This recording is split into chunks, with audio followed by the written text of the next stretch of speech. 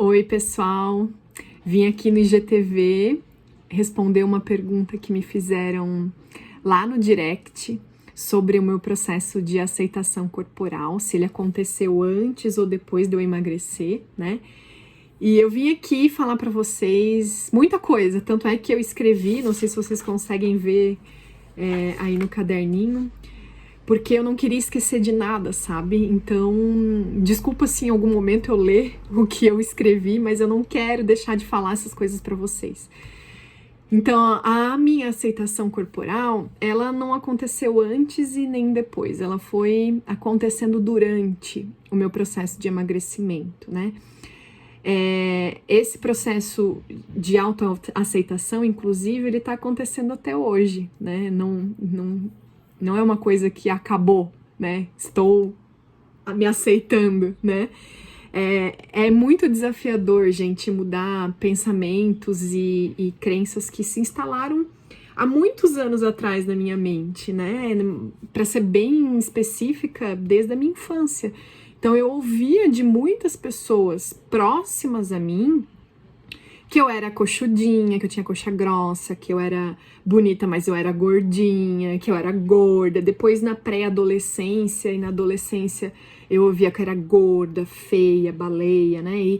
E nesses anos da minha vida, ninguém me ensinou como lidar com essas opiniões sobre o meu corpo, né? Por isso que foi muito fácil eu acreditar em tudo que as pessoas me diziam. E depois, com a influência da TV, das mídias sociais, né, das redes sociais mais especificamente, isso fortaleceu ainda mais na minha cabeça, sabe? Naquela época, assim, eu via e no meu subconsciente tinha uma ideia de que só as pessoas magras e bonitas eram bem-sucedidas no trabalho, no amor, né? E essas influências de padrão perfeito, de padrão, de perfeição, só me fizeram me sentir mais inadequada e ter dificuldade de enxergar, de perceber que eu era mais do que um corpo, né? Então, quando eu comecei o processo de aceitação, foi dolorido, tá, gente? Foi sofrido, porque eu percebi e acordei como um tapa na cara coisas que eu permiti que acontecessem na minha vida que eu não merecia. Na verdade, ninguém merece, né? Mas hoje eu aceito tudo o que aconteceu, porque tudo tinha que acontecer exatamente do jeito que aconteceu. Inclusive, gente, isso é uma forma, isso é importante para o processo de aceitação, de mudança, na verdade, isso é muito importante para o processo de mudança, é aceitar, né? Então, eu tento ressignificar os acontecimentos da minha vida e o que já aconteceram lá no passado. Hoje eu olho para as minhas pernas, para as minhas coxas grossas e tento lembrar que elas são uma herança da minha avó paterna, por exemplo, da minha família, né? Da genética da minha família, né? E repito para mim mesma e para aceitar com amor isso, né? Eu olho para minhas estrias, para minha celulite, para flacidez, tentando fugir dos pensamentos idealizadores, né, de perfeição, e repito para mim mesma que isso é normal, né, e que são marcas da minha história, né. Eu sei que talvez para algumas pessoas isso, que besteira, que ridícula, mas é assim, gente. O processo de aceitação é assim, né, a gente precisa realmente perceber os pensamentos, que muitas pessoas falam que são pensamentos sabotadores, né? Mas esses pensamentos autodestrutivos em relação a nós mesmos, eles precisam ser modificados, né? E a modificação é através da repetição. Então, eu realmente repito para mim mesma quando eu me percebo nesse movimento aí de julgamento, né?